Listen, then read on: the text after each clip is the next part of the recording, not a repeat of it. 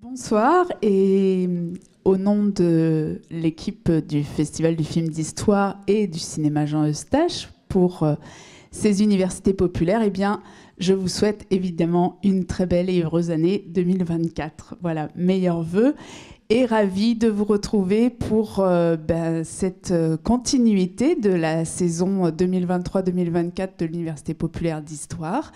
Pour ce soir, eh bien, commencer l'année dans les voyages maritimes, puisque Caroline Lemao, que je vous invite à accueillir avec moi,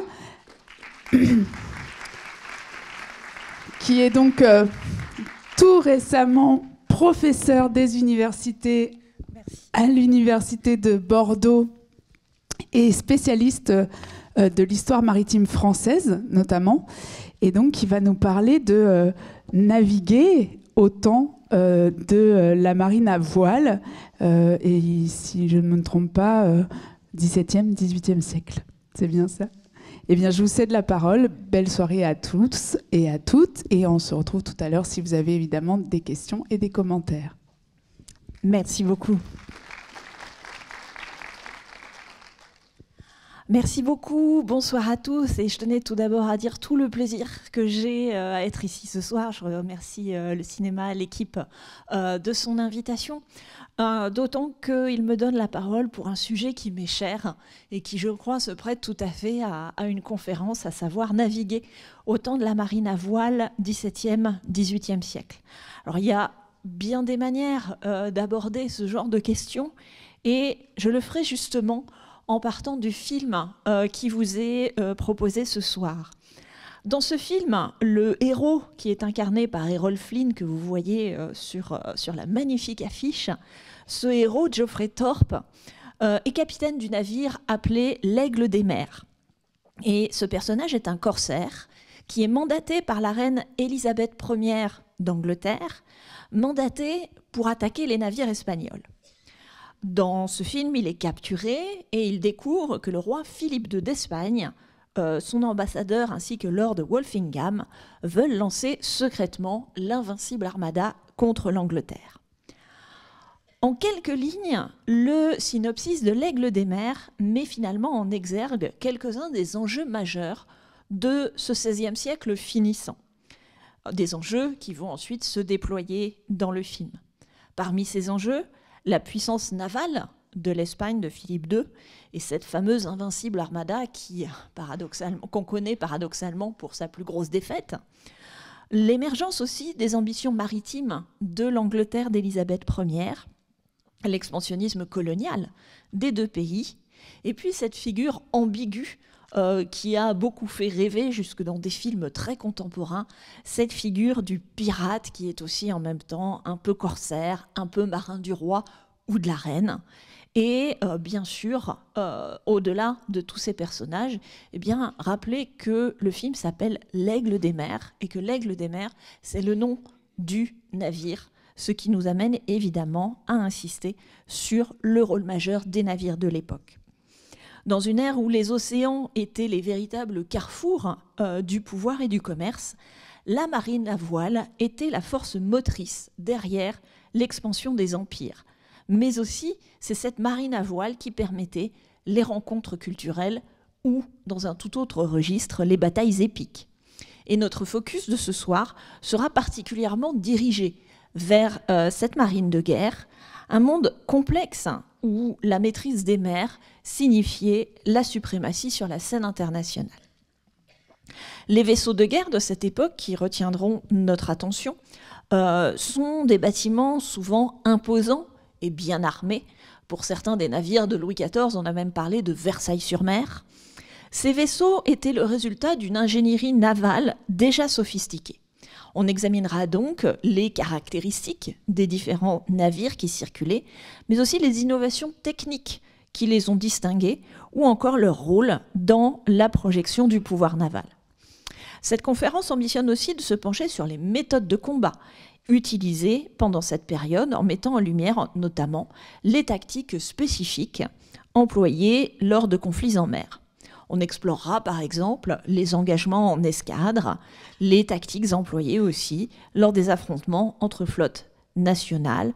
On verra aussi la nuance entre ce qu'on appelle la guerre d'escadre et la guerre de course.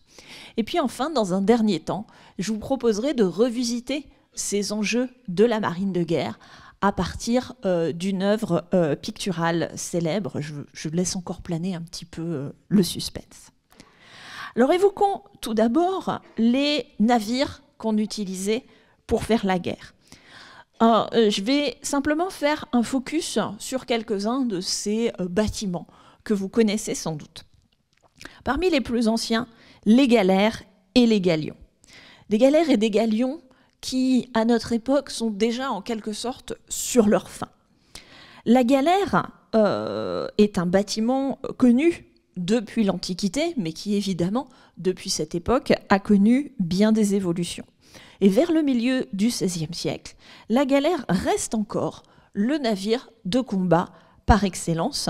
C'est le bâtiment qui a fait la réputation des grandes puissances méditerranéennes, à commencer par Venise, qui disposait de toute une flotte de galères. Ces galères sont des navires à rames. Voilà à peu près, voici une reconstitution d'une galère de l'ordre de Malte que vous pouvez justement trouver dans un musée vénitien. Donc la galère, on le voit, c'est un navire à rames. Et vers 1540, ces galères, alors les principales, les plus importantes, ce qu'on appelle les galères réales ou les galères capitanes, donc c'est les premières galères en fait des flottes. Ces galères réales et capitanes sont ce qu'on appelle des quadrirèmes. Alors quadrirèmes, en fait, c'est 4 hommes et 4 rames par banc, et vous voyez le nombre de rames que l'on peut avoir ici. Ça signifie que sur ce type de bâtiment, vous embarquez évidemment très peu d'artillerie, tout simplement parce qu'on n'aurait pas la place pour l'y mettre. Et pourtant, cette galère, donc, qui est un navire très employé, eh bien, pour différentes raisons, a des performances très médiocres pour faire la guerre, alors même que ça reste un navire de guerre. Alors pourquoi des performances très médiocres? Eh bien, vous le comprenez aisément en voyant ce bâtiment. C'est un bâtiment d'abord qui embarque énormément d'hommes, puisque tout l'espace en fait est occupé par une grande quantité de rameurs. C'est aussi un bâtiment qui a pour défaut, à côté de ça, d'embarquer finalement peu de nourriture et surtout trop peu d'eau douce, tout simplement parce qu'on manque de place. Donc c'est un bâtiment pour faire la guerre qui manque cruellement d'autonomie et qui embarque peu, je vous disais, de nourriture et d'eau douce, et qui en même temps en consomme énormément. Parce qu'une journée à la rame, j'aime mieux vous dire que ça nécessite une forte consommation en eau, ou en tout cas en liquide, on va dire ça comme ça. Ça a donc, je vous le disais, pour conséquence une autonomie extrêmement limitée, ce qui signifie que la galère, ça ne s'éloigne pas de la côte, parce qu'il faut aller généralement d'égade en égade, donc il faut faire le plein assez régulièrement. Autre problème, la rame que vous avez ici, la rame ne permet pas une propulsion qui dépasse les 5 nœuds. Les 5 nœuds, ça fait moins de 10 km/h. Et encore 5 nœuds, c'est une vitesse qu'ils arrivent à atteindre par mer calme, ce qui n'est pas toujours le cas en Méditerranée. Ça explique donc que, contrairement à ce qu'on croit, l'essentiel de la navigation dans une galère se fait à la voile, comme vous pouvez le voir ici. Alors, elles ne sont pas déployées, mais vous les voyez repliées sur leur mât. Une galère est un bâtiment qui navigue essentiellement sous voile, mais même sous voile, la vitesse maximale, c'est 7 nœuds, c'est-à-dire 13 km/h. Donc la galère, ce n'est pas un navire de poursuite. Et je vous le disais, elle a un armement militaire réduit au maximum à quelques canons. Si on arrive à en positionner 5, c'est vraiment le plus possible. Et ces 5 canons sont généralement à l'avant du bâtiment. Ça veut dire aussi, par rapport à tout ce que je viens de vous dire, que c'est un bâtiment qui ne navigue qu'à la belle saison. Donc avec ça, on a encore, durant une large partie du XVIIe siècle, une guerre sur mer qui est saisonnière pour des raisons technique. Il est très rare qu'on fasse la guerre en hiver, on n'a quasiment que des campagnes d'été. Alors, vous allez me dire, ça fait quand même beaucoup de défauts pour une galère, et pourtant, les galères restent utilisées. Alors, on pense évidemment à la Méditerranée, mais il faut savoir qu'un autre espace est un lieu de circulation de la galère, la Baltique. Et vous allez trouver des galères en Baltique quasiment jusqu'au 19e siècle. Donc là, parce que c'est une mer fermée aussi, et donc c'est relativement adapté. Qu'est-ce qui explique le prestige de la galère et la raison pour laquelle on la conserve? Eh bien d'abord, une galère, c'est beau. Ça a en fait un prestige moral. C'est Colbert lui-même qui l'explique. Il déclare notamment que rien ne donne une idée plus grande de la puissance d'un roi que le spectacle d'une galère pavoisée et décorée, manœuvrée par des esclaves et des forçats comme une machine. Et vous avez autour de cette galère énormément de démonstrations, et notamment de démonstrations techniques. La galère que vous voyez ici, c'est la Réale. Donc on est vers 1694. C'est une galère de la flotte française qui a été construite à Marseille, où vous aviez un arsenal des galères. Et la construction a donné lieu en fait à une espèce de mise en scène technologique, parce que le but du jeu a été de montrer à Louis XIV le savoir-faire exceptionnel de ces arsenaux en démontrant qu'on pouvait construire une galère en 48 heures. Et ils ont organisé ça, mais comme un ballet, littéralement. C'est-à-dire avec une espèce de... Tout le matériel était prêt, ils s'étaient entraînés, ils avaient monté la galère, démonté la galère, positionné dans un hangar, en fait, toutes les pièces, et ils ont fait entrer les corps de métier, les uns après les autres, les charpentiers, les calfates, etc., avec vraiment une chaîne de production complètement maîtrisée. Et ils ont tenu le tour de force. La galère a été construite en moins de 48 heures. Ils ont même renouvelé avec un autre type de bâtiment plus tard, où ils ont fait une construction en moins de 24 heures. Donc vous voyez, alors, inutile de dire que ça, c'est pas des choses qu'on reproduit au quotidien, parce qu'en fait, tout a été préparé, testé, etc. Ils ont eu le rêve à un moment de dire on va faire des galères en bottes. Qu'est-ce que c'est que ça? C'est-à-dire qu'on va couper, on va faire du préfabriqué. On prévoit toutes les pièces, on stocke toutes les pièces, et comme ça, le jour où on a besoin, on construit notre galère, qui est quasiment en kit. Bonne idée. C'est juste oublier que le bois, ça travaille. Donc en fait, quand ils ont essayé de remonter la galère en botte, il n'y avait plus rien qui fonctionnait. Donc la galère, elle est habitée par ce prestige, mais c'est aussi un bâtiment de faible tirant d'eau. Et ça, pour la guerre, c'est très intéressant, parce que ça permet de s'aventurer sur les hauts fonds, et ça permet même éventuellement de remonter les rivières. Donc quand vous voulez faire des razzias à terre, c'est un bâtiment qui s'y prête assez bien. C'est un bâtiment qui permet aussi de naviguer par manque de vent. C'est-à-dire qu'on met les voiles quand il y a du vent, et puis quand il n'y a pas de vent, on sort les rames. Donc ça, la double propulsion est très pratique. On est certain de disposer d'un équipage, parce que grâce aux tribunaux qui envoient leurs condamnés aux galères, alors vous avez même des décisions de Colbert qui disent, bon, bah, maintenant, pour tel type de peine, vous ne condamnez plus à mort, vous convertissez toutes les peines en peines des galères.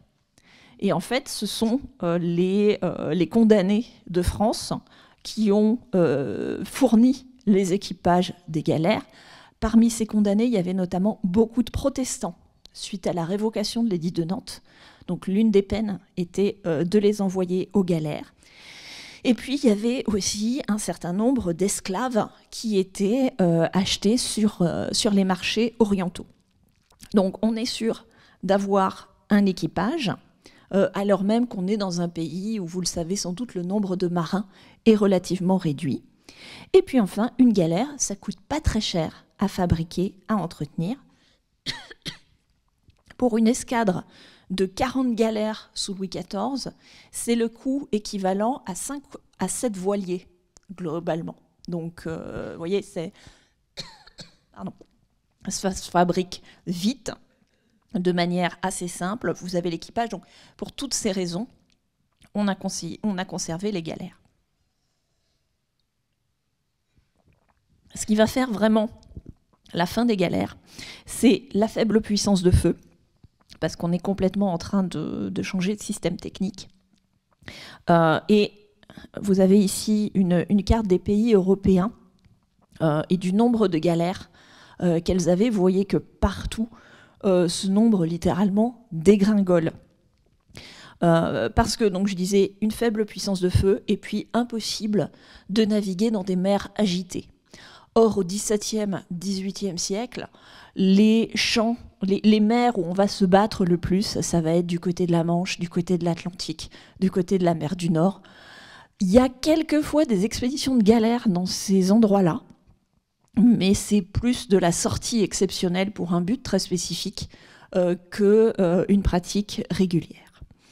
Donc, des faiblesses rédhibitoires, je vous disais, on construit encore une dizaine de galères à Rochefort, ce qui est assez inattendu, pendant la guerre de la Ligue d'Augsbourg. On est dans les années 1690, et on va les envoyer dans la Manche pour une opération spécifique, mais ça reste l'exception. Globalement, je vous le disais, la galère, c'est une arme méditerranéenne, éventuellement baltique. Et le vaisseau, ou le bâtiment qui va vraiment prendre la relève, là vous allez retrouver une autre grande figure de la marine, c'est le fameux galion. Alors là je vous en ai mis une réplique, et j'ai choisi celle-ci en particulier, puisque c'est une réplique du Golden Hind, qui est le navire de Francis Drake. Francis Drake étant un peu le corsaire attitré de la reine Élisabeth Ier. C'est aussi lui qui a bouclé le tour du monde entre 1577 et 1580. Alors examinons un peu ce bâtiment. L'intérêt d'un galion, c'est que c'est un navire ambivalent, qui est à la fois un navire de guerre et un navire de commerce. On voit tout de suite les différences avec ce que peut être une galère. D'abord, il n'y a plus de rame, donc ça n'est plus qu'un navire à voile. C'est aussi un navire à plusieurs ponts. Si je vous remets, vous voyez, une galère qui est beaucoup plus basse sur l'eau, là, on a en revanche quelque chose de beaucoup plus haut. Un navire à plusieurs ponts, un navire avec ce qu'on appelle un château avant et un château arrière. Donc vous voyez ces superstructures à l'avant et à l'arrière. Le terme de château, d'ailleurs, n'est pas anodin, parce qu'en fait, on a conçu la guerre sur mer au départ comme une réplique de la guerre sur terre. Donc les châteaux avant et les châteaux arrière sont conçus comme des tours sur terre sur laquelle on mettait des archers. Et c'est pour ça que vous avez encore ces structures-là sur ce type de bâtiment. Donc un navire à plusieurs ponts, château avant, château arrière, 3 à 5 mâts gréés de voiles carrées avec une voile latine sur le mât arrière. Alors pourquoi je vous dis tout ça? Parce qu'en combinant des voiles carrées et des voiles latines, la voile carrée, c'est ce qui vous donne énormément de propulsion. La voile latine, qui est triangulaire, vous donne un peu plus de manœuvrabilité et pour remonter le vent. Je ne vais pas rentrer dans des détails techniques, mais ça permettait une vraie plus-value en termes de navigation. Le galion, ça ne vous surprendra pas, c'est d'abord un navire espagnol, mais c'est un navire qui en réalité emprunte à différentes traditions d'architecture navale. Donc je vais vous expliquer ça. Et puis surtout, c'est un navire qui va être adopté par beaucoup de nations européennes. Alors, dans sa généalogie, en fait, il dérive de la caraque nordique et de la caravelle portugaise. Alors, je ne vais pas vous faire de la généalogie de navires, mais si je vous dis caravelle portugaise, vous voyez tout de suite à quelle tradition on peut rattacher ce type de navire. Ce sont ceux qui ont fait l'exploration des côtes africaines, etc. Et le galion en lui-même, en fait, c'est une version qui est mise au point en Espagne vers 1550. Là aussi, la date n'est pas anodine. Ce qu'on vise, c'est la traversée vers les Amériques et avec des enjeux très spécifiques. Ce dont les Espagnols ont besoin, c'est un cargo transocéanique qui puisse affronter les pirates et les corsaires et transporter suffisamment de marchandises et de provisions pour faire la traversée. Donc par rapport à ce qu'étaient les caraques, c'est un navire qui est beaucoup plus lourdement armé et c'est un navire aussi qui est plus rapide parce que là aussi il faut pouvoir fuir si vous avez des corsaires et des pirates.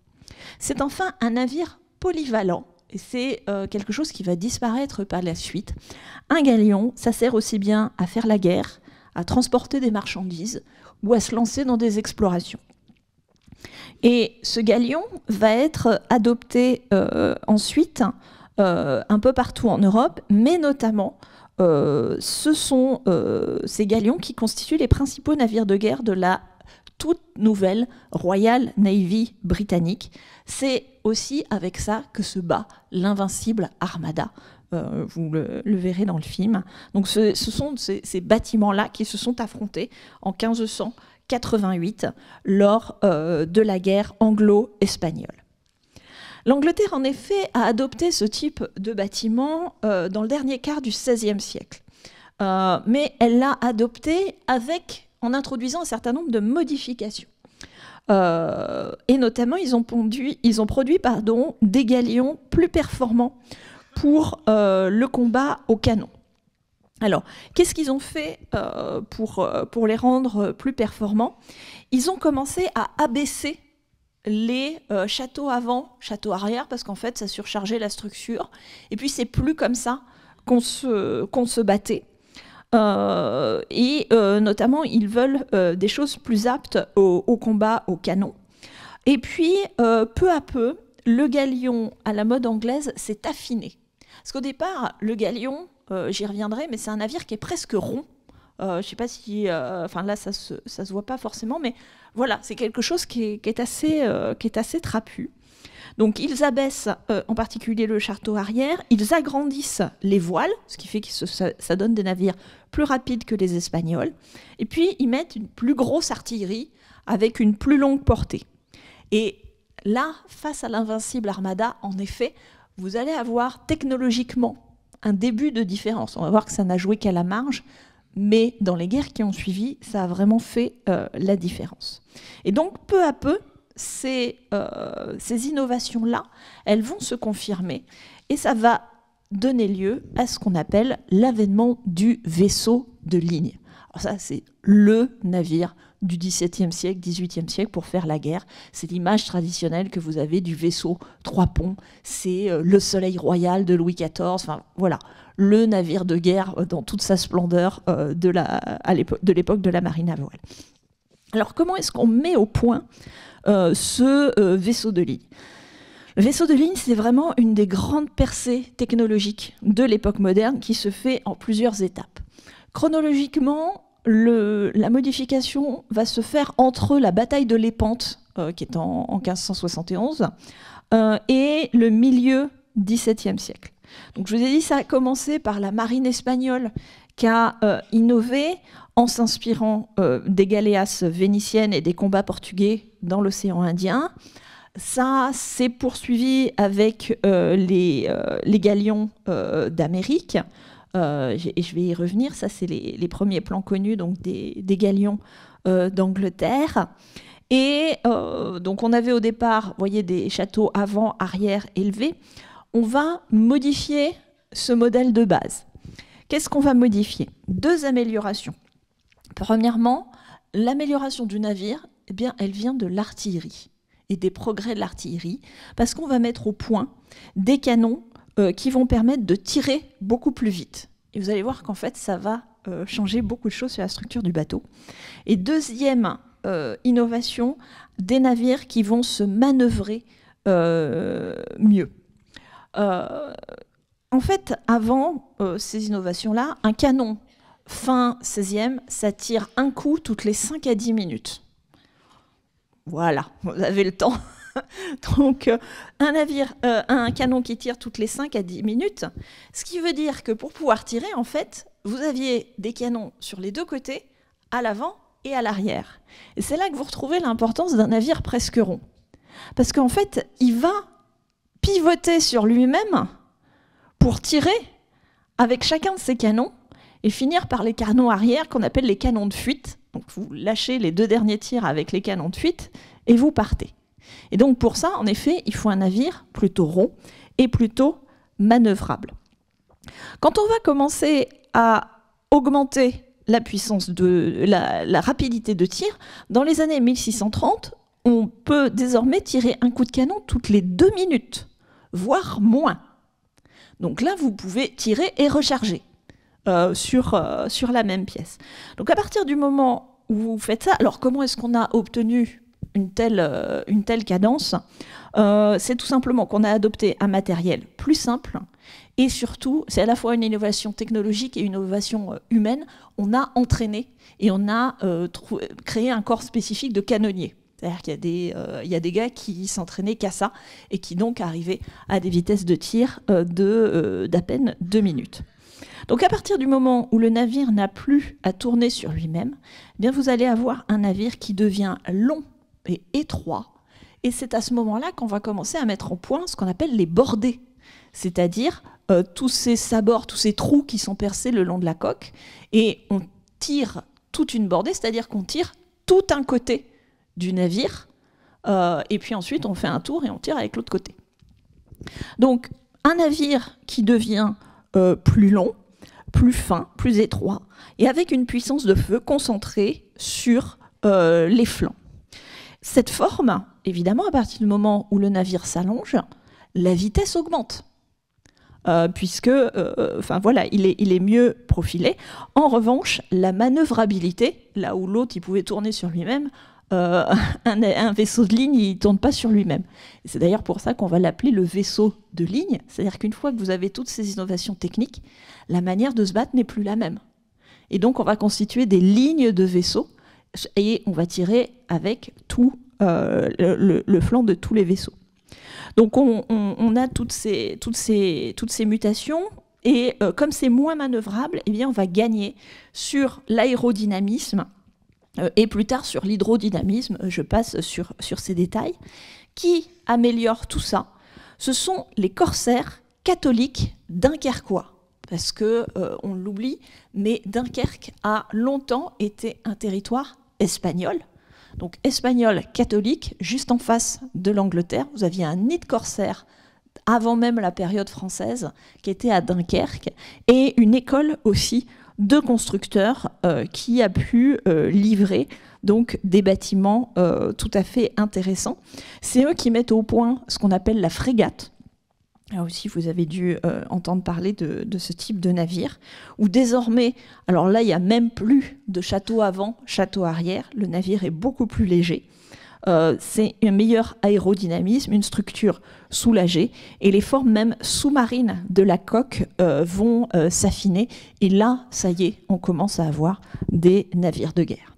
Alors, ce que je vous ai résumé ici est un très beau schéma, très lisse, très ordonné.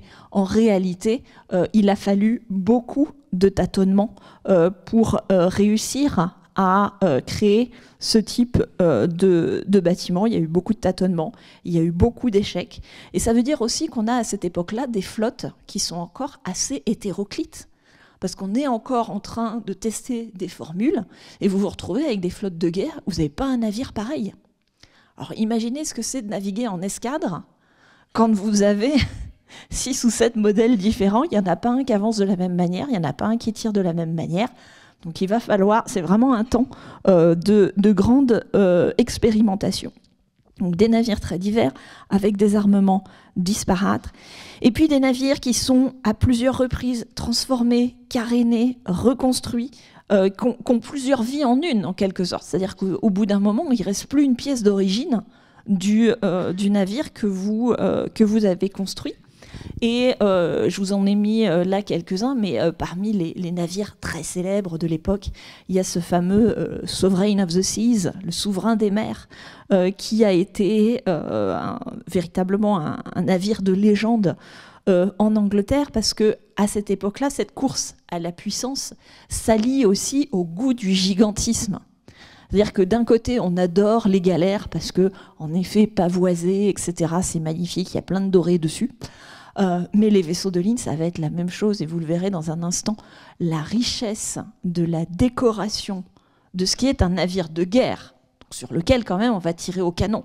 Inutile de vous dire que les jolies décorations des navires de guerre de Louis XIV, elles ont quand même beaucoup souffert. Et pourtant, il y a des courriers ministériels qui montrent qu'on ne rogne pas sur la qualité de la décoration. On essaye simplement d'alléger. Parce que quand vous voyez l'ampleur des décorations, notamment de la poutre arrière, ça surcharge un peu la structure. Mais on ne rogne pas sur le doré et sur le caractère splendide, justement parce que c'est une manière de montrer la puissance du roi sur mer et la beauté du règne. Et donc, Versailles-sur-Mer, en l'occurrence, ça a vraiment du sens. Mais avant d'arriver justement à Versailles-sur-Mer, eh bien, il a fallu beaucoup tâtonner. Et côté français, je vous l'ai mis ici, l'un des navires qu'on a qualifié de rupture technologique, c'est un navire qui s'appelle la Couronne, qui lui aussi est construit dans les années 1630. Le Sovereign of the Seas que je viens de vous montrer, c'est 1636. Celui-ci, c'est 1637. Il est construit dans les chantiers français de La Roche-Bernard. Et pourquoi c'est un navire de rupture technologique? C'est parce que c'est le pire navire qui soit pour naviguer. Je vous le dis tout de suite. Mais c'est un champ d'expérimentation permanent. C'est-à-dire qu'ils ont tout testé dessus. Le nombre de sabords, ils ont refermé, ils ont repercé d'autres sabords, ils ont essayé avec différents types de canons, etc. etc. Donc un champ d'expérimentation qui fait que, ensuite, une fois qu'on a eu testé tout ça, on a pu construire des vaisseaux solides et des vaisseaux qui ont permis ce fameux duel franco-anglais qui se déroule vraiment durant la deuxième moitié du XVIIe siècle. Alors voici un petit graphique pour vous montrer justement le nombre de vaisseaux dans chacune des flottes. Et vous voyez que la deuxième moitié du XVIIe siècle, c'est vraiment une période où on va construire énormément de vaisseaux en Europe. Donc un moment où le vaisseau de ligne s'impose et un moment aussi où l'Empire des mers appartient désormais aux Français, aux Anglais et aux Provinces-Unies, qu'on appelle aussi les Hollandais. La Hollande étant une partie des Provinces-Unies. Il n'est plus vraiment question de l'Espagne, qui a vraiment décliné. Vous voyez, on retrouve des chiffres fiables sur le XVIIIe siècle, alors que la puissance espagnole était vraiment dominante au XVIe siècle. Donc des Français, des Anglais, des Hollandais, qui s'affrontent désormais principalement dans les eaux européennes et notamment dans les eaux de la Manche. Leurs vaisseaux vont notamment s'affronter pendant les 3 guerres anglo-hollandaises. Et je vous ai mis ici une carte, vous voyez, des différentes batailles de ces 3 conflits, des différents combats navals. Et vous voyez la densité de ce qui se passe en Manche, mer du Nord. Donc 3 guerres anglo-hollandaises qui sont aussi néerlandaises, pardon, durant lesquelles on apprend aussi à se battre avec ce nouvel outil qui est le vaisseau de ligne. On va notamment mettre au point ce combat en ligne. Alors, on le voit assez nettement, les Hollandais soutiennent bien la comparaison dans le troisième quart du XVIIe siècle. Et puis, ça commence à s'enrayer. Dans les années 1670-75, ils décrochent. Et là, ça reste pendant un certain nombre d'années un vrai duel franco-anglais. À tel point que fin XVIIe, on a 2 pays dont les flottes dépassent les 100 vaisseaux. Donc il faut s'imaginer, vous voyez dans certains tableaux, ce que ça donne de telles escadres lorsqu'elles s'affrontent. Cette marine de Louis XIV, elle a même réussi à être, vous le voyez, pendant un temps, la première d'Europe devant l'Angleterre. On l'oublie souvent. Mais au XVIIIe siècle, décrochage complet. Le tournant apparaît vraiment très nettement. Et en particulier après le traité d'Utrecht. Alors, le traité d'Utrecht, en fait, c'est au lendemain de la guerre de succession d'Espagne. C'est au lendemain de la mort de Louis XIV, tout simplement parce qu'on rentre dans une période de paix et de désengagement militaire en partie. Et surtout, on va plus miser sur la flotte de guerre qui coûte extrêmement cher. Parce qu'une flotte de guerre, par rapport à ce dont vous avez besoin pour faire la guerre sur Terre, vous prenez un soldat, vous lui mettez un fusil dans les mains. Quand la guerre est finie, le soldat rentre chez lui. Au mieux, vous récupérez le fusil, et si vous ne le récupérez pas, c'est pas bien grave. Quand une flotte de guerre rentre au port, vous vous retrouvez avec 100 navires auxquels vous avez consacré une fortune, et qu'il faut entretenir. Parce que le bois dans l'eau, le cordage, le calfatage, bref, ce sont des gouffres financiers. Ça coûte 3 fois plus à entretenir qu'à construire. Et autant vous arrivez à faire construire des navires en période de guerre parce que les gens voient l'intérêt, autant entretenir ça en période de paix, quand il faut arbitrer sur d'autres types de dépenses, c'est un problème récurrent en France. Et c'est assez intéressant pour comprendre la différence entre l'Angleterre et la France, c'est que l'Angleterre a beaucoup moins de mal à convaincre qu'il faut dépenser pour la flotte. Notamment parce que leur flotte de guerre ne sert pas qu'à faire la guerre, elle sert aussi à protéger le commerce. En France, on n'arrive pas à convaincre qu'il faut continuer à injecter de l'argent dans la flotte, même en période de paix. Donc je reviens à mes évolutions, je passerai très vite sur les chiffres parce que je pense qu'ils sont la courbe est tout à fait claire. Vous voyez la domination anglaise, tout le XVIIIe siècle, l'effondrement français très net, suivi progressivement d'une reprise, mais même vous voyez encore à la fin du siècle, à un moment de la guerre d'indépendance américaine où pourtant la flotte française s'est vraiment bien illustrée, vous voyez que le poids par rapport à la Royal Navy n'a absolument rien à voir. Alors on a longtemps plaidé que côté français on a privilégié la qualité. Bon, aujourd'hui, on s'aperçoit qu'en réalité, on est juste inférieur numériquement et avec pas forcément grand-chose pour compenser. Bref. Donc ce panorama, vous voyez, il est quand même très orienté Europe de l'Ouest. Il ne faudrait pas croire qu'il ne se passe rien à l'est de l'Europe. Quand on commence à regarder ce qui se passe dans la partie orientale, alors on n'est pas du tout, vous voyez, sur les mêmes effectifs, sur les mêmes tonnages. Et pourtant, on a quand même une flotte qui existe en Suède, assez ancienne, Danemark, Norvège, bien sûr. Alors pourquoi est-ce qu'on méconnaît ça côté français? Tout simplement parce que là, c'est un peu le tort de notre enseignement en histoire. On est souvent orienté sur les conflits européens dans lesquels la France a été impliquée.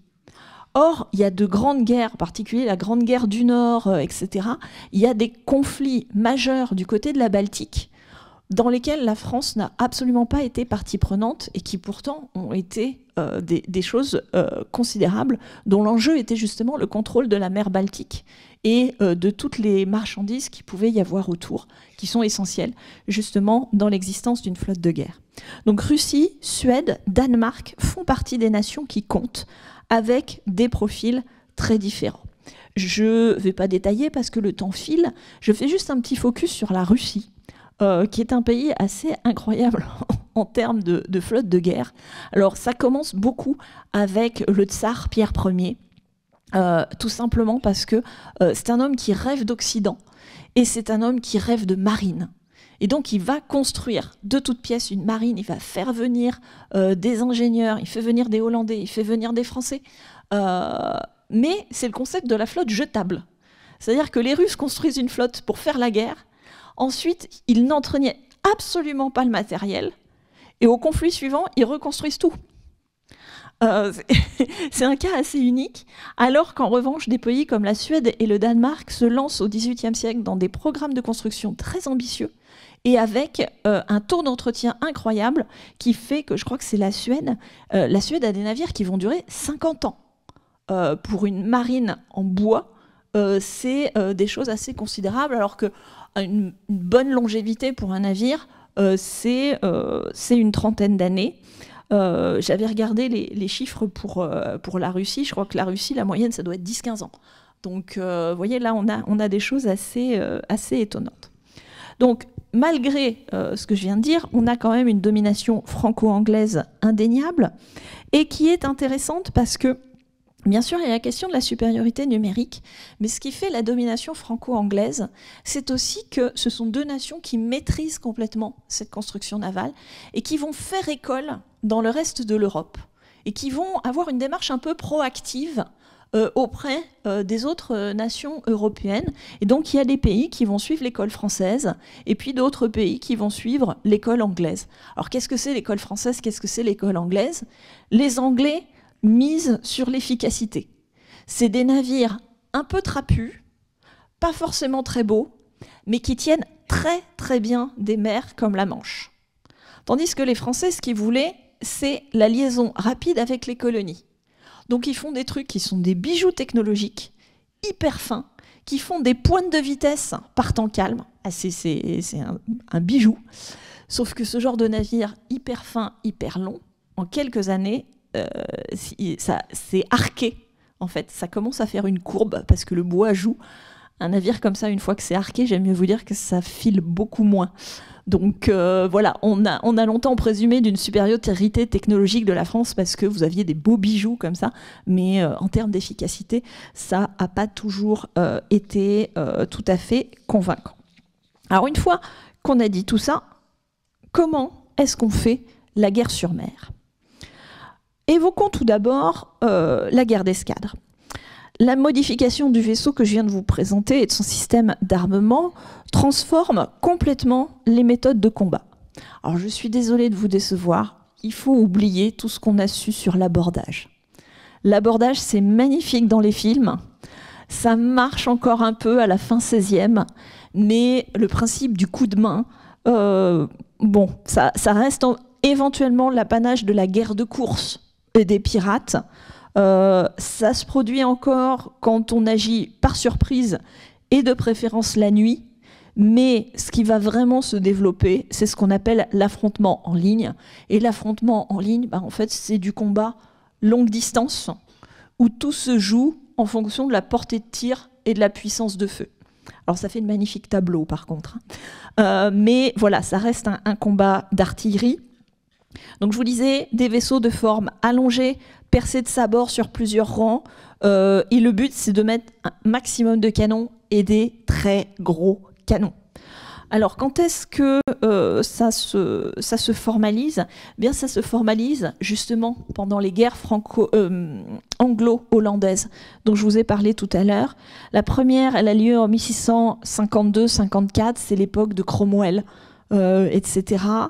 Bon, je vous passe le détail des batailles qui sont décisives, mais c'est des moments où on commence à conceptualiser la tactique du combat en ligne. Et le combat en ligne, voilà, ça donne ça. Vous voyez, des flottes alignées qui s'affrontent, et tout ça va être théorisé aussi bien côté français que côté anglais. Alors côté anglais, on l'oublie parce que c'est un roi qui a connu un sort compliqué en Angleterre, c'est Jacques II d'Angleterre. C'est celui qui avait des tendances catholiques et qui a fini par devoir quitter l'Angleterre précipitamment pour être remplacé par Guillaume d'Orange. Mais l'une des qualités de Jacques II était d'être un excellent marin. Il a été, avant de devenir roi, donc duc d'York et amiral de la flotte. Et donc, vous voyez, il a même rédigé des ouvrages sur ces questions-là. Et puis, côté français, c'est le père Hoste, qui était donc sur ses armées et qui, à l'issue des combats, a théorisé complètement ce combat en ligne. Vous voyez, l'art des armées navales. Et on vous montre ainsi les lignes de vaisseaux, les évolutions, etc., qu'on peut mettre en place pour ce type de combat. L'avantage du père Hoste, c'est qu'il écarte complètement les descriptions concrètes et il va se fonder sur les batailles qu'on a connues pendant les guerres du règne de Louis XIV pour créer des exemples. Et notamment, il va beaucoup travailler sur la bataille de la Hougue.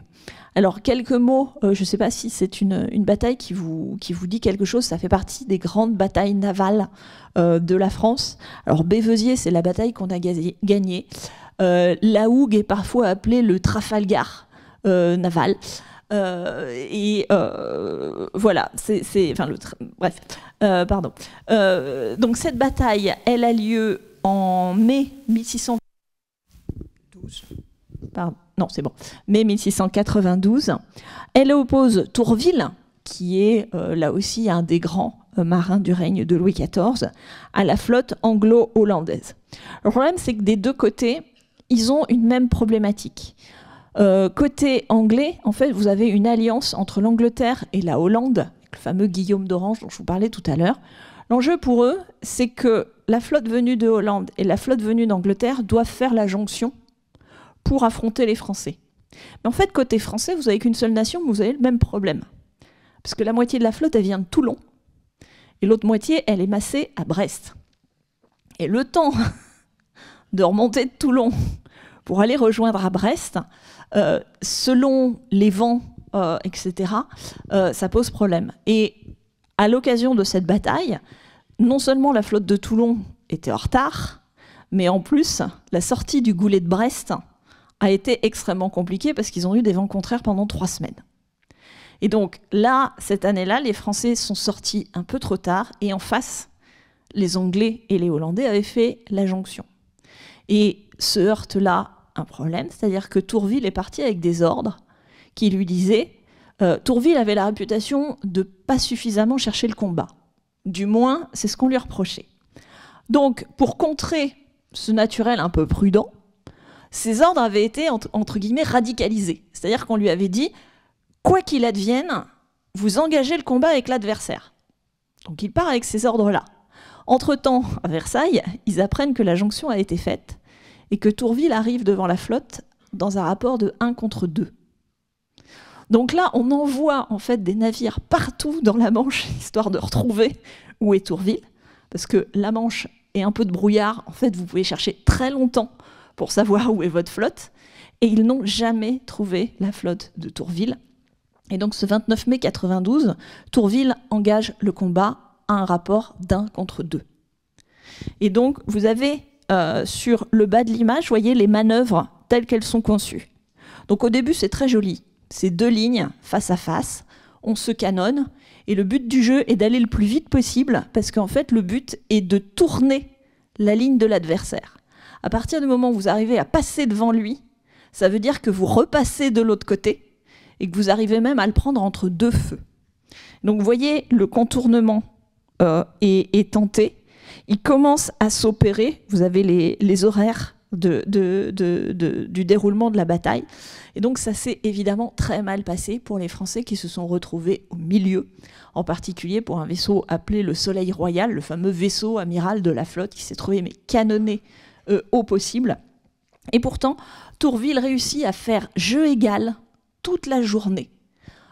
Et tente un coup incroyable, c'est-à-dire que le soir, il connaît bien les lieux, il connaît la marée et tout. Et en fait, à un moment, il met les ancres, et il ancre la flotte française pour qu'elle ne bouge plus, et il laisse faire la marée qui emporte les Anglais au loin. Ce qui est quand même un coup très fort. Et à la faveur de la nuit, le but du jeu est de décamper le plus vite possible, tant qu'ils n'ont rien perdu. Et vous voyez, ça, c'est les flèches que vous avez sur la partie supérieure. Il y a une partie de la flotte qui arrive à partir. Le problème, c'est qu'ils partent avec des navires qui font eau de toutes parts. Et ce qu'ils vont aussi prendre, c'est le fameux courant du raz Blanchard. Je n'ai pas besoin de vous faire une mise au point sur la violence des courants et de la marée dans cette zone-là. C'est-à-dire que les navires qui étaient à la traîne et qui étaient les plus alourdis, eh bien, en fait, prennent le courant qui va les rabattre. Et là où ils avaient réussi à s'en sortir, les navires sont plaqués ou vont se réfugier sur la côte. Alors c'est un choix délibéré de se mettre à la côte parce qu'ils savent que de toute façon, ils ne vont pas s'en sortir. Si vous mettez à la côte, vous débarquez les marins et vous braquez les canons sur les types qui arrivent. C'est ce qu'ils vont faire. Donc ils vont réussir à canonner les Anglais, etc. Mais en fait, les Anglais vont tout simplement envoyer ce qu'on appelle des brûlots. C'est-à-dire vous prenez des navires de peu de valeur, vous mettez le feu dedans et vous laissez dériver sur la côte. Et en l'espace d'une journée, 2-3 jours plutôt, les Français vont perdre 15 vaisseaux. Je vous dis, une flotte à l'époque, ça fait 100 navires. Ils en perdent 15 d'un coup, ils perdent les plus gros et les plus prestigieux. Donc là, c'est un coup assez violent. Et en fait, à partir de la bataille de la Houx, c'est un cas que j'aime bien parce que ça résume en fait tous les enjeux que vous pouvez avoir dans ce genre de bataille. C'est-à-dire que vous partez avec des cartes au début, mais vous ne savez pas qui va faire la jonction ou pas, le temps qu'il va faire, et au final, le courant que vous allez avoir, ou le vent, ou une tempête. Ça, on y reviendra dans un petit moment. Ça, c'était la guerre d'escadre. Parlons maintenant un petit peu de la guerre de course. Alors, la guerre de course, vous connaissez, la petite différence à faire, c'est la différence entre la course et la piraterie. La course, c'est une activité privée, c'est une activité légale. Elle est conduite par des armateurs, donc des marins privés, et le but est le profit par, alors le butin, on le sait, mais aussi la rançon. C'est-à-dire qu'on peut demander une rançon pour le navire, une rançon pour l'équipage, et on vend la cargaison. Bénéfice triple. C'est une entreprise très réglementée, qui se distingue, je vous le disais, pour la piraterie, par rapport à la piraterie, puisque le corsaire agit légalement. Il dispose de ce qu'on appelle des lettres de marque. Je vous en ai mis un exemple ici. Donc la course, ça se fait en période de guerre, au nom du souverain d'un royaume, et vous courez sus aux ennemis de l'État. Donc tout ça est tout à fait réglementé. C'est même taxé. C'est-à-dire que vous n'êtes pas libre de vendre comme vous voulez. Vous devez ramener votre prise sur le sol français, ça doit passer devant le tribunal qui reconnaît que la capture est ce qu'on appelle de bonne prise, parce qu'en gros, vous avez le droit de courir sur les adversaires de l'État. Vous n'avez pas le droit de prendre tout ce qui passe. Sauf que vous vous doutez bien que tout le monde a compris le principe. Donc l'idée, c'est de changer le pavillon en mettant un pavillon soit du même pays, ce qui est risqué parce que vous ne savez jamais trop sur qui vous allez tomber. Par contre, il y a des pays neutres. Donc vous faites semblant de naviguer sous pavillon neutre. Et donc dans le doute, on capture tout ce qui passe, on ramène et on trie à l'arrivée. Donc normalement, il y a tout ce parcours légal. Le corsaire, donc je vous disais, doit obtenir le jugement de bonne prise. Il fait ensuite publiquement des enchères, etc., etc. Donc cette course, je vous le disais, c'est une activité privée, mais il y a tout un tas de déclinaisons intermédiaires. C'est-à-dire que la course, ça peut aussi être fait par l'État. Et à ce moment-là, on va parler plutôt de guerre au commerce. Quelle est la différence entre la course et la guerre au commerce? Le principe est un peu le même, sauf que la course peut être faite par des navires du roi, mais là, on va aussi cibler des choses qui n'ont pas forcément beaucoup de valeur. Donc, c'est-à-dire que le bâtiment qu'on va capturer, ça ne vous rapportera pas grand-chose à la vente, mais par contre, ça va vraiment ruiner le commerce de l'adversaire. Typiquement, la course d'État en France sous Louis XIV consistait à aller attaquer les pêcheries de harengs des Hollandais. Vous voulez mettre la Hollande à genoux, vous attaquez les pêcheries de harengs. Parce que c'est un secteur essentiel de l'économie, en fait. Donc, ils allaient semer la panique sur les bancs de pêche. Et dans ces cas-là, en fait, la différence aussi par rapport à la course, c'est que parfois, vu le peu que ça va rapporter et le bazar que c'est à rapporter, en fait, c'est plutôt de la destruction systématique de la flotte de commerce de l'adversaire. Donc, cette guerre au commerce, qui est très intéressante parce que ça affaiblit matériellement et psychologiquement. Il y a une grande différence aussi entre la France et l'Angleterre. C'est-à-dire que quand il faut donner de l'argent à la marine française, c'est Louis XIV qui décide. Il n'a pas demandé à qui que ce soit. Quand on veut faire la même chose en Angleterre, il faut passer par le Parlement. Il faut faire voter des crédits. Et une partie des gens qui siègent au Parlement sont des négociants ou des gens qui ont des intérêts dans le commerce. Et donc vous avez à la City un lobby de marchands anglais qui n'a aucun intérêt à ce qu'il y ait la guerre. Et donc, quand vous commencez à taper dans les intérêts commerciaux de Londres, à attaquer les convois commerciaux, etc., l'idée, c'est bien sûr de récupérer des marchandises chères, mais aussi de mettre à genoux le lobby de la City pour qu'il fasse pression sur le Parlement, pour qu'on arrête les crédits et qu'on essaye de faire la paix. Donc là, et ça, justement, à la fin du XVIIe siècle, c'est une pratique très courante. Alors, je vous ai mis, je passerai brièvement, mais voyez les ports français qui pratiquent cette course. Ça rapporte énormément, on estime, vous voyez, 1695-1713, on pense qu'il y a eu 9000 prises et rançons. Comme dans tout domaine, on fraude. Donc quand on vous annonce 9000, en fait, il y en a eu 12 000. Évidemment, on a vendu ça discrètement, sans payer le droit au roi. C'est une guerre qui permet de porter des coups très loin. L'un des raids au début du XVIIIe, c'est une prise de Rio de Janeiro par le corsaire Duguay-Trouin. Donc, et ça a été une razzia monumentale. C'est une pratique largement partagée par les Européens, mais c'est une pratique que vous retrouvez aussi en Méditerranée. Et là, on retrouve une figure qu'on aime bien aussi dans les films d'aventure, ce sont les fameux barbaresques. Alors, la Méditerranée est un espace assez particulier parce qu'on est dans une situation de guerre de course endémique. Pourquoi ? Parce que la course en Méditerranée a une dimension religieuse. Et à partir du moment où vous avez une dimension religieuse, il ne s'agit plus seulement d'être en conflit ouvert avec un pays, c'est une sorte de guerre perpétuelle contre l'infidèle. Et vous avez des nations qui s'en sont fait une spécialité, ce sont notamment les Maltais. Et donc l'île de Malte est un nid de corsaires, et vous voyez les routes faites ici, qui vont sillonner toute la Méditerranée.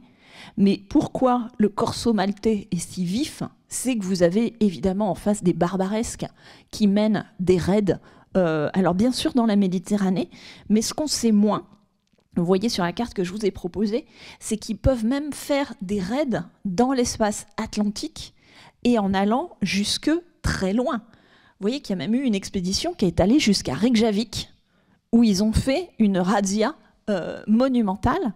Alors, qui sont ces barbaresques? Vous avez aussi parmi eux un certain nombre de renégats.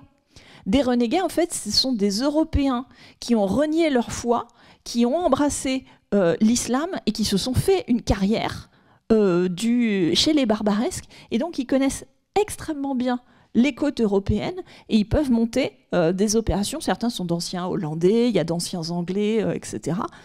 Et qui mènent des opérations, je vous le disais, absolument incroyables. Si je reviens à cette fameuse expédition sur Reykjavik, on est en 1627. Simplement 3 navires, mais derrière 3 renégats anglais et un esclave danois, parce que l'esclave danois va être le pilote pour accéder dans les lieux. Et donc, ils vont piller Reykjavik, ils vont rapporter des pots, du poisson fumé et 400 Islandais. Donc, vous avez aussi ce type d'activité. Alors, évidemment, les nations européennes ne vont pas rester sans réagir. Notamment, Louis XIV et Colbert vont essayer de faire cesser cette course en Méditerranée avec un certain nombre de difficultés. Et en fait, la seule solution qu'ils trouvent, c'est d'attaquer directement en fait, les foyers pirates. Louis XIV va faire bombarder Alger avec un nouveau type de navire qui a été mis au point, la galiote à bombe, qui est mise au point par un certain Renaud d'Elissagaray. Vous voyez, c'est un gars de par chez nous, un peu plus au sud. Pourquoi c'est intéressant, la galiote à bombe? Parce qu'en fait, c'est quelque chose qui va leur permettre de bombarder. Ils ont bombardé Alger, ils ont bombardé Gênes depuis la mer. Le problème, c'est que la puissance de tir fait que le navire doit encaisser. C'est pas la même chose qu'un tir un peu au droit sur un navire comme on avait tout à l'heure. C'est des choses qui vont tirer en cloche. Et donc l'effet de recul fait énormément travailler la coque du navire. Donc il a fallu, en même temps que la technique de combat, créer le navire qui permet ça et créer le mortier qui va permettre... Donc vous voyez, on parle en histoire de système technique où tout doit fonctionner ensemble. Donc voilà, globalement, ce que je voulais vous dire sur comment on fait la guerre sur mer à l'époque moderne. Et pour terminer, et faire le lien avec le film qu'on évoquait au début, j'aimerais revenir avec vous sur un tableau extrêmement célèbre, qui est le portrait de la reine Élisabeth Ier, qu'on appelle le portrait à l'Armada. Qu'on découvre aujourd'hui en plus dans une version qui vient d'être restaurée. Il y a eu un magnifique travail qui a été fait sur ce portrait. Alors, ce portrait, il nous montre d'abord, on le voit tout de suite, une reine en majesté. Je vous laisse, vous voyez le volume occupé par le vêtement de la reine. Le règne d'Élisabeth Ier, il a duré 44 ans. Et il est encore aujourd'hui considéré comme un âge d'or pour la monarchie anglaise. Et là aussi, côté cinématographique, il y a quelques œuvres tout à fait intéressantes.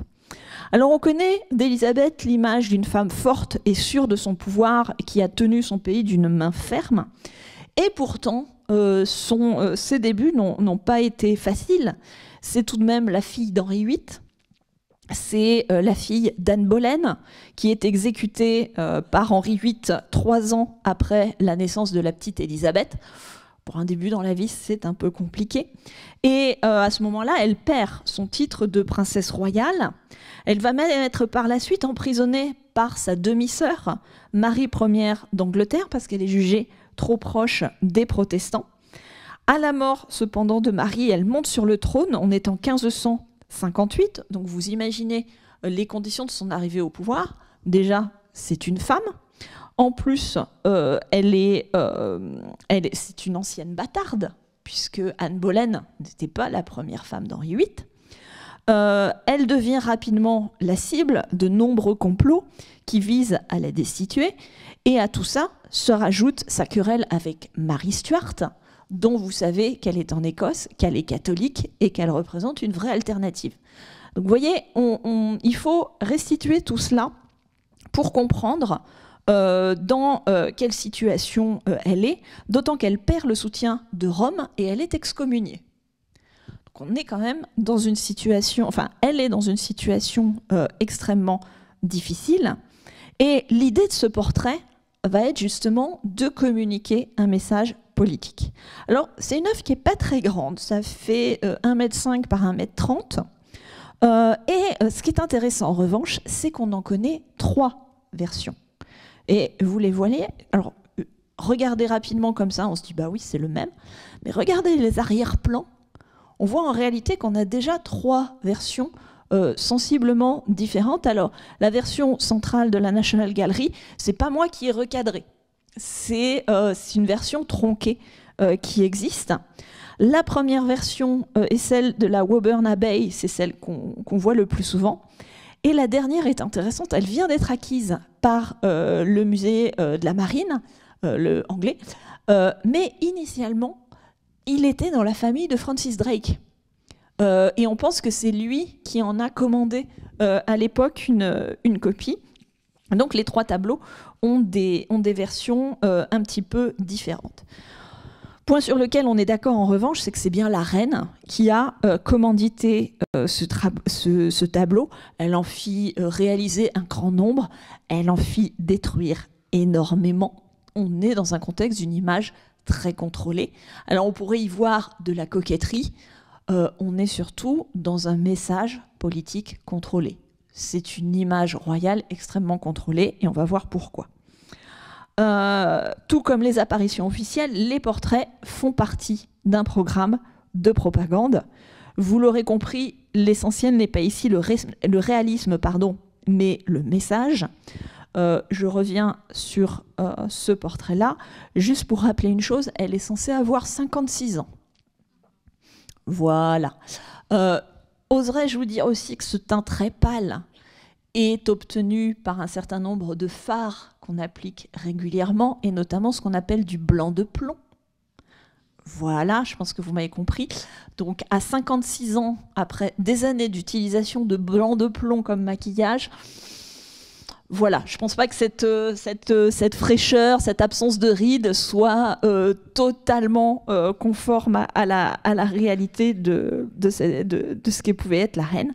Et en revanche, évidemment, la composition est extrêmement intéressante. Et ce qui va nous retenir aussi, ce sont bien sûr les fameuses 2 scènes en arrière-plan. Ce tableau, il est peint en 1588. Et là aussi, la date est essentielle. L'invincible armada espagnole vient d'être battue par la flotte de guerre d'Élisabeth Ier dans la Manche. Et le déclin de l'armada sonne en fait le début de l'ascension de l'Angleterre. Alors cette reine, elle est représentée ici en majesté. Sa domination, elle est signifiée par la couronne que vous voyez bien sûr à l'arrière-plan. On la voit dans une attitude noble et hiératique, donc je vous le disais, elle est déjà âgée et pourtant elle a le teint pâle, lisse, fardé de blanc. On reconnaît tout ce qui fait son portrait, cette fameuse petite perruque rousse qui va être en fait adopté par toute la cour à l'époque. On repère aussi les procédés classiques, vous voyez la gigantesque fraise, mais qui a pour effet de mettre très en valeur son visage, avec cette espèce d'auréole tout autour. Et puis, bien sûr, la robe somptueuse aux manches bouffantes. Au niveau de la jupe, vous avez ce qu'on appelle un vertugadin. Donc là, vous prenez une ampleur absolument considérable. Mais ce qui est intéressant surtout, c'est la présence des pierres précieuses, des rubans, des fils d'or. Alors il faut savoir que ces vêtements et ces bijoux, il ne faut pas se représenter forcément la reine comme quelqu'un de très riche. En réalité, et vu les difficultés du règne, elle a mis un certain temps avant d'atteindre un certain degré d'aisance. Et en fait, les vêtements et les bijoux sont généralement des cadeaux au début de chaque année où les soupirants et les courtisans font don de robes et de joyaux. Et par exemple, Francis Drake lui-même offrit à la reine une couronne d'or et des pierres précieuses, qui viennent de son butin sur les Espagnols, ça a encore plus de valeur du coup. Il rapporte ça à son retour du monde, là où, si on ne le sait pas, on ne voit pas forcément le message, mais figurez-vous que les magnifiques 6 rangs de perles que vous voyez sur le devant de la robe, ces 6 rangs de perles ont été achetés aux frères de Mary Stuart à un prix très inférieur au marché.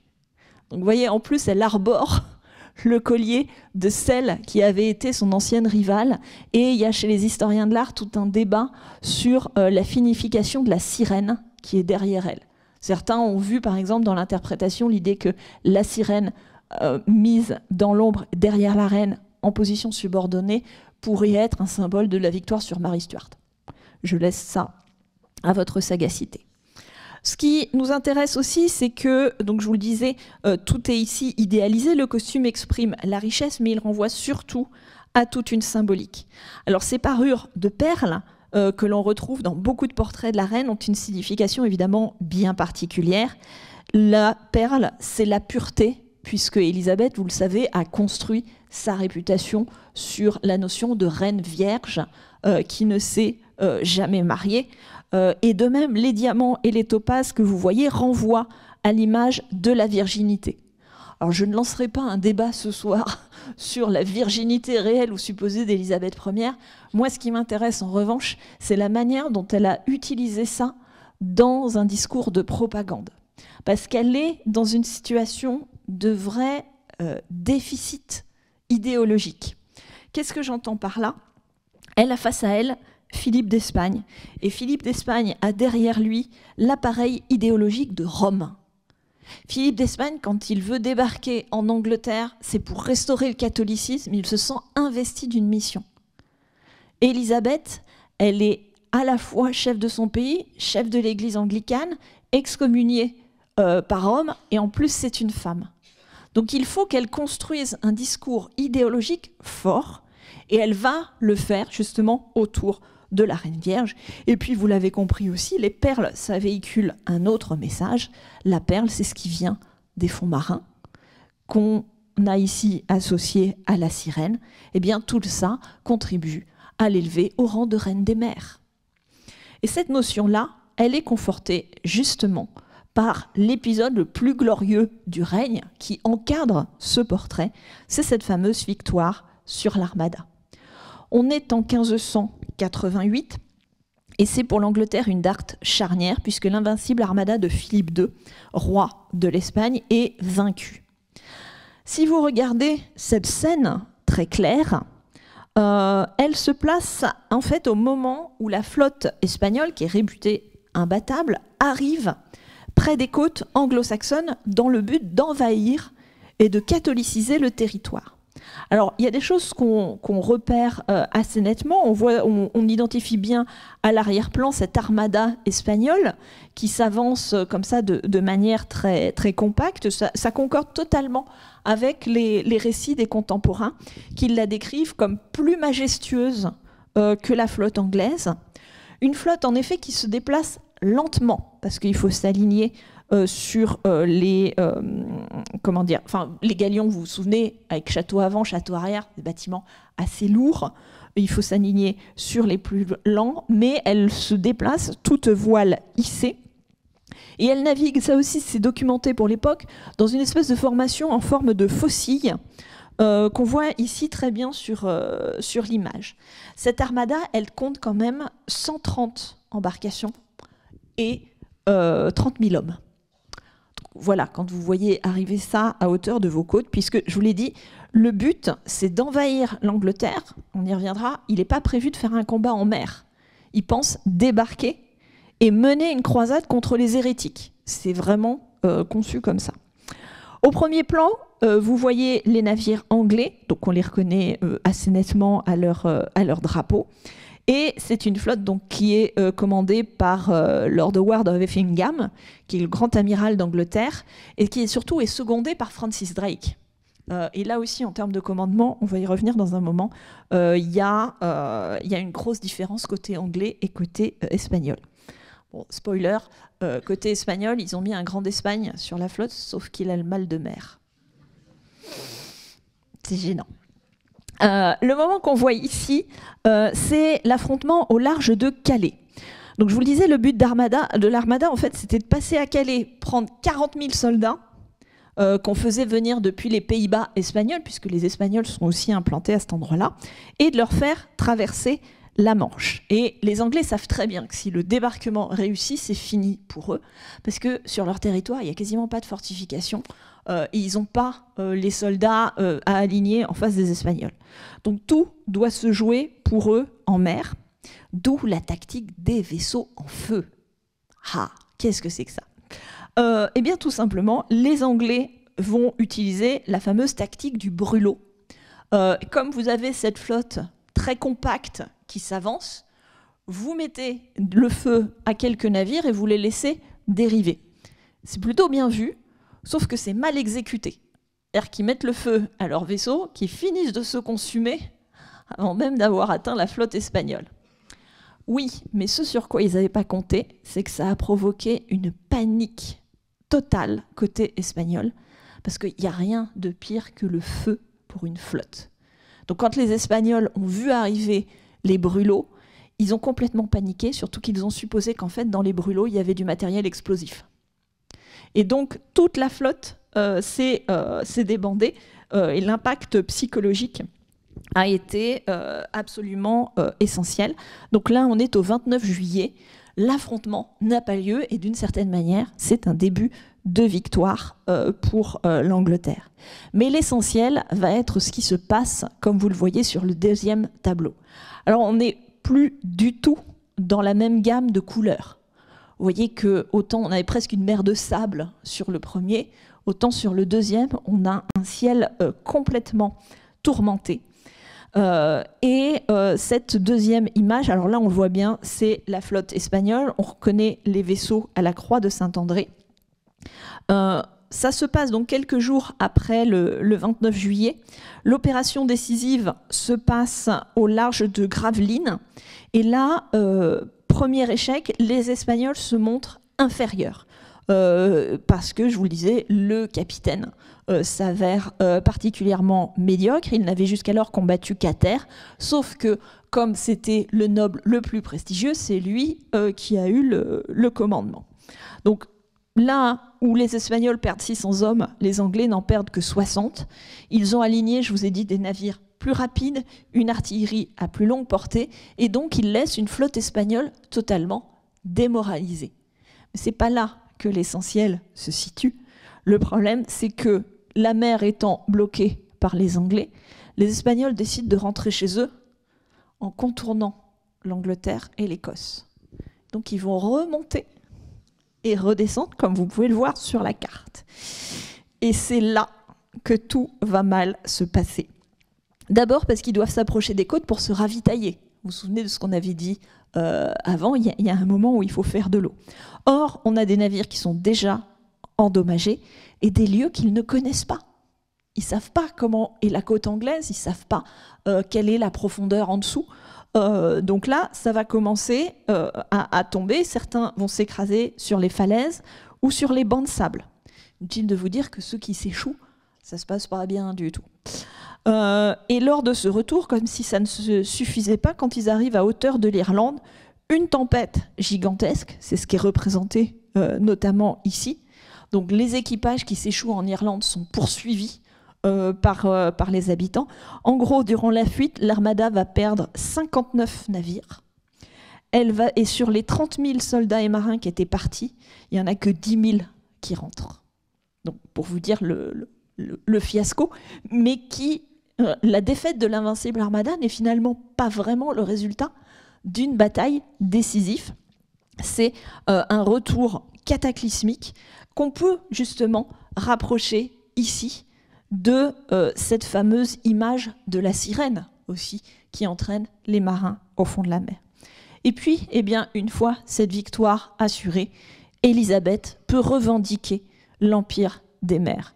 Et ça, c'est le message politique que vous retrouvez dans ce tableau. C'est un désastre pour Philippe II, cette bataille, cet épisode, mais pour Élisabeth, c'est le moment où son pouvoir s'affirme plus que jamais. Le XVIe siècle est une époque où le contrôle des mers, je vous l'ai dit, est fondamental à partir du moment où un souverain cherche à s'approprier les recherches du Nouveau Monde.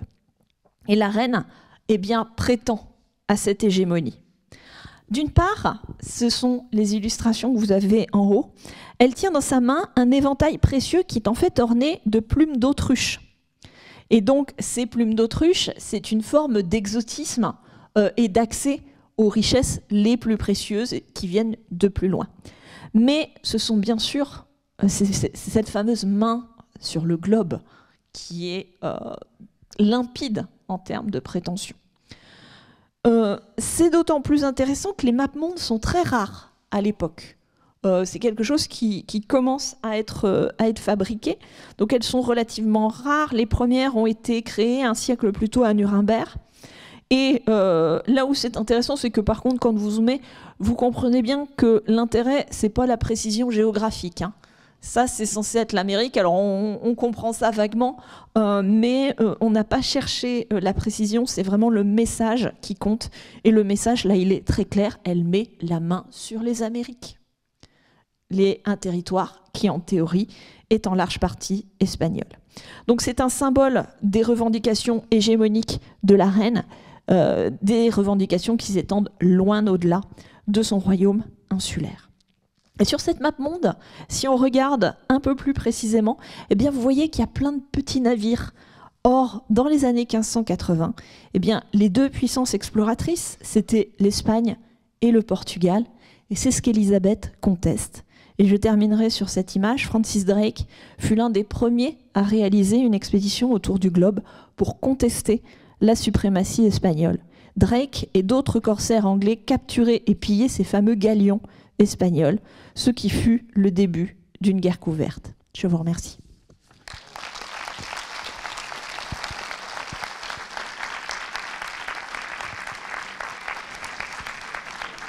Alors, n'hésitez pas à lever bien haut la main si vous avez...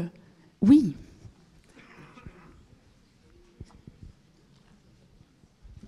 Merci beaucoup, c'était passionnant. Est-ce que vous avez des précisions sur l'archéologie sous-marine et son évolution ces dernières années ? Alors, en tant qu'historienne, j'ai guetté avec passion une découverte qui a été faite, ou plus exactement refaite, il y a, je ne sais plus si c'est cet été ou l'été passé. C'est peut-être passé inaperçu pour vous, mais dans cette fameuse bataille de La Hougue dont je vous ai parlé, il y a donc 15 vaisseaux qui ont été soit coulés, soit brûlés, etc. Ça a déjà été fouillé une première fois dans les années 80. Ils en avaient retrouvé, je crois, 2. Et tout ce qu'ils avaient remonté est aujourd'hui au musée de Tatiou, sur la côte, où vous pouvez découvrir tous ces matériaux absolument exceptionnels. Ils ont fait un catalogue qui s'appelle « Des vaisseaux et des hommes ». Vous avez, enfin voilà, c'est assez émouvant. Mais surtout, il y a 2 étés, ils viennent de retrouver 2 épaves supplémentaires dans un état absolument magnifique, complètement conservé sous la boue.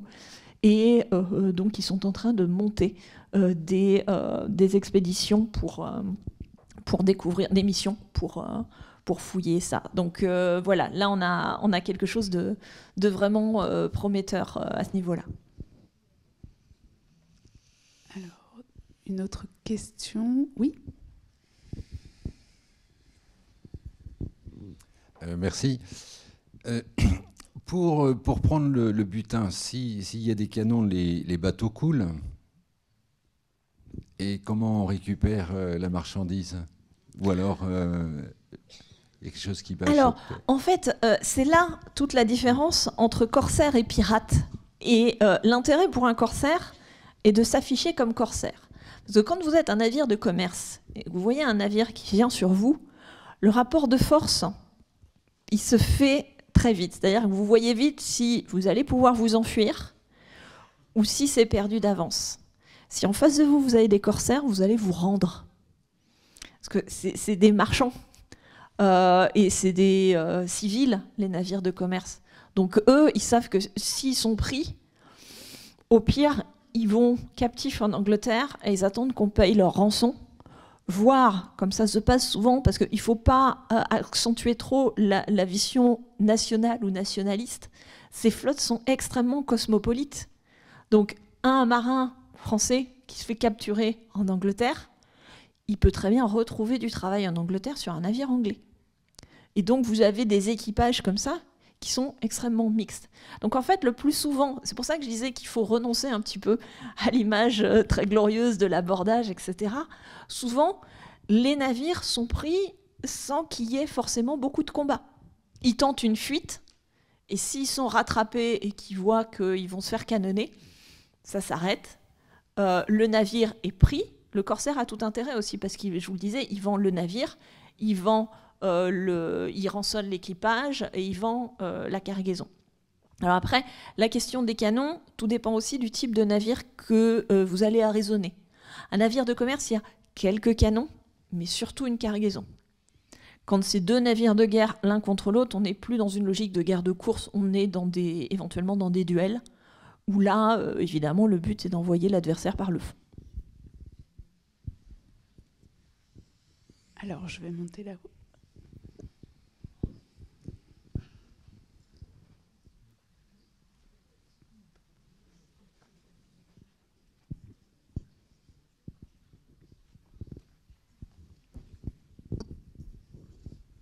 Je croyais que Bordeaux avait joué un rôle dans la guerre des corsaires. Alors, Bordeaux a armé quelques corsaires relativement sur le tard. En fait, Bordeaux n'est pas vraiment un port de guerre de course. C'est vraiment un port de commerce en droiture, donc liaison directe métropole-Antilles. Il y a aussi bien sûr de la traite négrière. Mais pendant les périodes de guerre, vous n'avez pas de phénomène de reconversion de Bordeaux à la course, ou alors seulement marginalement en fait.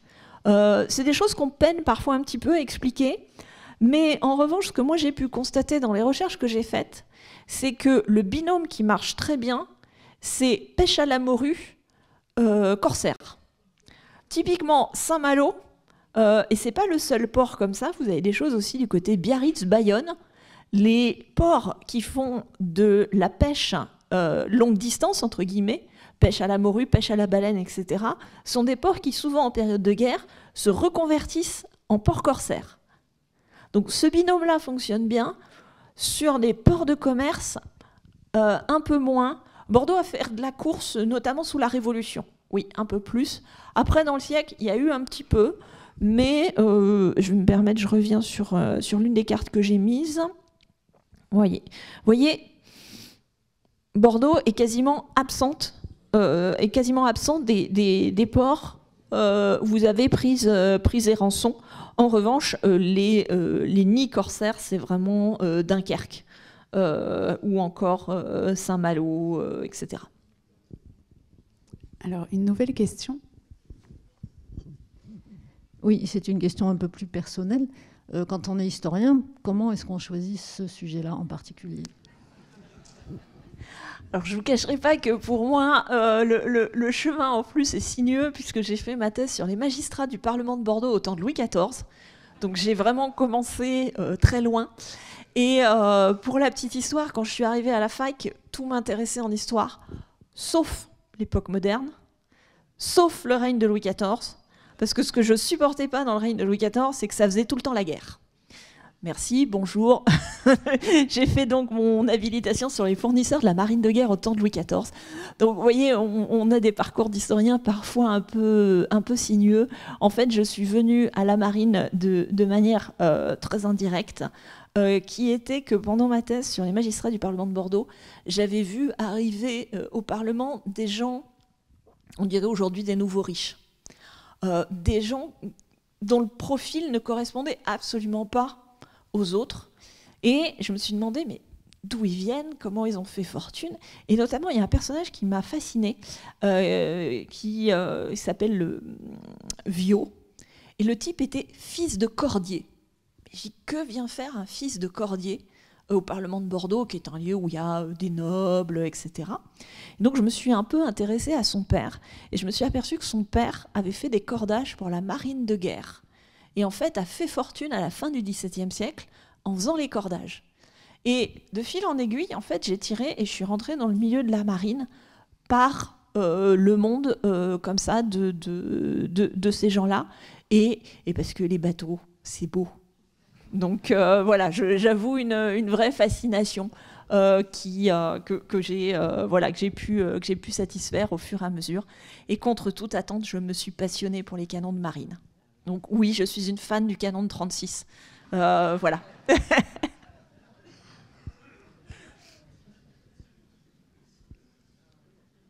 Oui.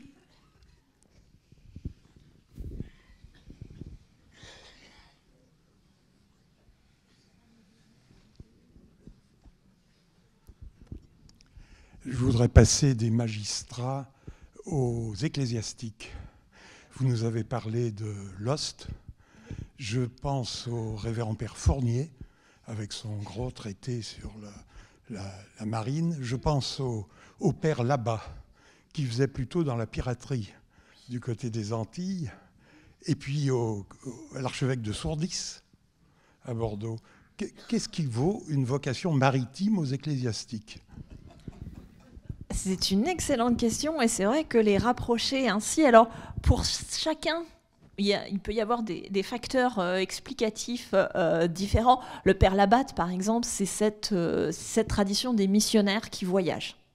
Ça, il y a toujours eu, et notamment parmi les nombreux récits de voyage et de découverte de l'autre, vous avez des textes des jésuites qui sont absolument fabuleux, notamment pour la connaissance de la Chine à l'époque moderne, parce que, alors ça s'est pas toujours bien passé pour eux, mais ils sont allés du côté de la Chine, ils sont allés du côté du Japon, etc. Donc il y a cette tradition missionnaire étroitement liée à la marine. Et à côté de ça, pour le père Host, etc., c'est autre chose, c'est la figure de l'aumônier de marine. Il y en avait c'est institutionnalisé assez fermement sous Louis XIV. Il y a des aumôniers sur chacun des navires, parce qu'évidemment, ce sont des lieux où l'on meurt, ce sont des lieux où il faut recevoir des sacrements. Et notamment dans mon travail sur les fournisseurs de la marine de guerre, eh bien, parmi l'équipement qu'on embarque, il y a une sorte de chapelle de poche qui équipe chacun des navires, et donc vous avez un fournisseur attitré de chapelle pour embarquer sur chacun des navires. Donc ces aumôniers sont évidemment souvent proches du capitaine. Ce sont aussi des gens extrêmement cultivés, avec une très bonne formation, et donc en fait des gens qui observent et qui ont du temps aussi pour observer, parce qu'ils ne sont pas à la manœuvre, etc. Donc je pense que le cumul entre l'observation à bord plus les qualités intellectuelles font que ce sont vraiment des personnages qui sont propres à mettre par écrit tout ce savoir. Et c'est pas un hasard si une bonne partie de ces textes-là paraissent souvent au lendemain des guerres. Parce que c'est le moment en fait où on se pose et où on capitalise sur l'expérience acquise et on met ça par écrit.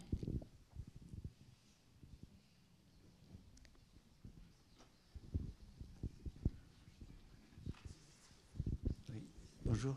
Est-ce que vous pourriez dire quelque chose sur le progrès des instruments de navigation? Alors tout à fait, là je ne l'ai pas abordé parce que, et encore j'aurais pu, on est dans un espace de relative proximité des côtes. Donc on peut pratiquer ce qu'on appelle la navigation à l'estime, qui consiste à se repérer sur le long de la côte avec un certain nombre d'amers, etc.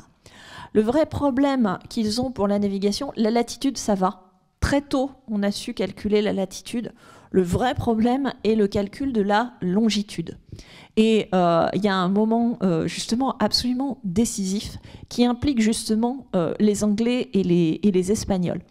On est pendant la guerre de succession d'Espagne, au début du XVIIIe siècle, donc relativement tardivement. La flotte anglaise remonte de l'Espagne, où elle est allée combattre, et donc s'avance vers les côtes anglaises. Ils connaissent parfaitement. Ils s'approchent, et aux surprises, quelque chose qui ne se produit jamais, il y a du brouillard. Mais cette fois-là, ils ont fait une grosse erreur de calcul, et en fait, ils sont persuadés d'être déjà engagés dans la Manche, et ils ont complètement raté leur course, et littéralement, la flotte anglaise se plante sur les îles Scilly. Les îles Scilly, c'est au sud-ouest, enfin, à la pointe de l'Angleterre. Donc vraiment, ils sont chez eux. La flotte s'échoue. Il y a je ne sais plus combien de morts. Ils perdent l'amiral. Enfin, c'est la catastrophe chez les Anglais, parce que surtout, c'est un choc psychologique. C'est-à-dire, ils sont censés avoir la première marine d'Europe, et ils se plantent sur leur propre côte. Mais l'avantage, c'est que ça déclenche une réaction, et c'est la Royal Academy qui va lancer un prix européen assez richement doté, en disant au premier qui trouve une méthode fiable et simple de calcul de la longitude revient tel prix. Et donc ça va lancer une espèce de compétition et en même temps collaboration européenne sur différentes méthodes de calcul qui vont aboutir en fait dans les années suivantes. Alors il y a différents types de méthodes. Il y en a certaines qui fonctionnent en fait avec un chronomètre. C'est-à-dire que le but est d'avoir l'heure de votre méridien de départ, l'heure de l'endroit où vous êtes, et par rapport au soleil, vous calculez la différence. Enfin voilà, le principe, il est simple.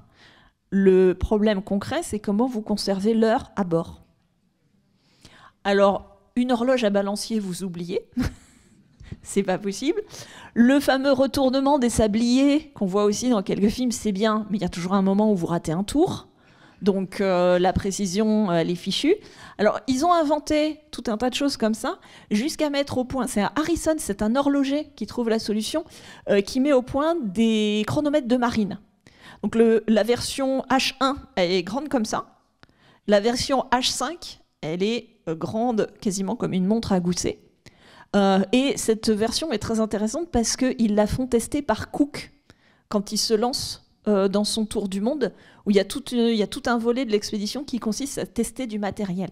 Et on s'aperçoit que sa méthode est très fiable, mais en réalité, en même temps, il y a eu une équipe française qui s'est lancée dans un autre système, et avec une collaboration européenne, qui était des tables lunaires.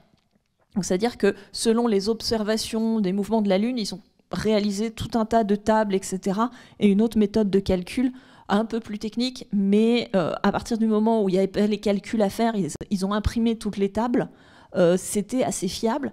Et en fait, ça a été vraiment un déclic, cette catastrophe des îles Scilly, pour le calcul de la longitude. Et là, à partir de là, en effet, on a eu des choses assez fiables.